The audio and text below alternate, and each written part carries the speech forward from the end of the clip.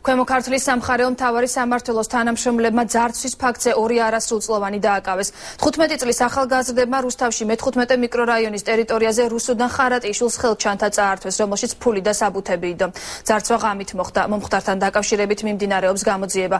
საქმე აღძრულია სისხლის სამართლის კოდექსის 178 მუხლის საფუძველზე. მომარდნენ 2 ახალგაზრდა, მესცენ ჩანთაში და გამგლიჯეს ჩანთა. გავიქეცის ინც გარბოდნენ, მეც გარბოდი, საბუთები დამიბრუნეთ, არაფერი არ მაქვს, ბევრი ფული შიგნით. გადავწყვიტეთ, რომ ქალისთვის წაგვერთმია ჩანთა და ჩვენი ჩანაფიქრი მოვიყვანეთ სისრულეში. და შემდეგ ეს ჩანთა წავართვით და გავიქეცით. მე დაგვიჭირეს პოლიციამ. ცხელ კვალზე გატარებული ოპერატიული სამძებრო ღონისძიების შედეგად დაკავებული იქნა 2 არასრულწლოვანი პიროვნება. აღნიშნულ ფაქტთან დაკავშირებით მიმდინარეობს გამოძიება საქართველოს სისხლის სამართლის კოდექსის 178 მუხლის მესამე ნაწილის A პუნქტით.